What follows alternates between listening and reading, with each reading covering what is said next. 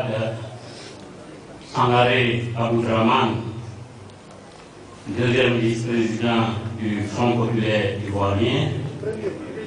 premier vice-président du Front populaire ivoirien, camarade membre de la direction du FPI, camarade membre du comité de contrôle, camarade membre de la haute direction du CNRD, camarades militantes, camarades militants du FPI, chers parents de la famille Mangaé, chers amis membres des directions des centrales syndicales, honorables invités, mesdames et messieurs, lorsque la haute direction du Front populaire ivoirien m'a demandé de présenter au nom de notre grand parti les mots d'hommage à la mémoire de Mangaé, je me suis dit que le hasard n'était point de ce monde. Même en admettant que le palmarès syndical de Mangaé appartient à ses pairs et que son parcours politique est un patrimoine commun, je puis dire personnellement que j'ai été témoin des premiers pas de l'action syndicale et politique de Mangaé et que je me suis permis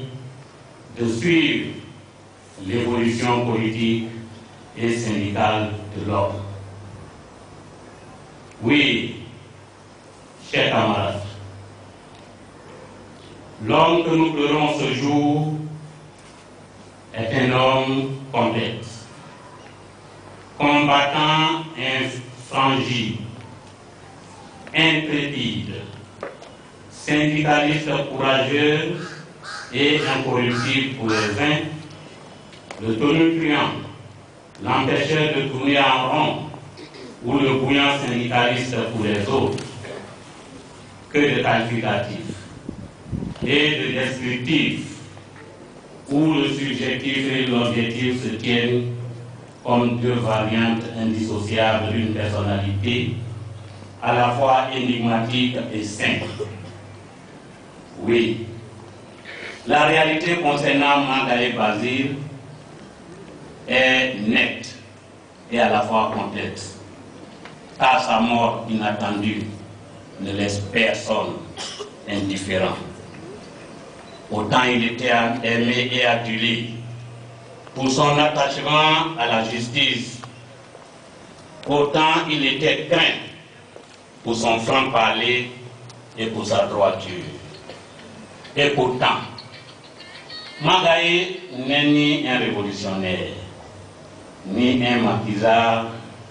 ou encore moins, comme on veut nous faire croire, Mangaé n'est pas un insulteur public. Mangaé était tout simplement, et avec la force de caractère, un homme indigné, qui a choisi en toute conscience et en toute liberté de mener le combat qu'il a cru juste et bon pour rétablir la dignité du travail et des travailleurs et la dignité du peuple tout court. Camarades vice-présidents, honorables invités, permettez qu'à ce stade de mes propos, je puisse dire quelques mots de mes souvenirs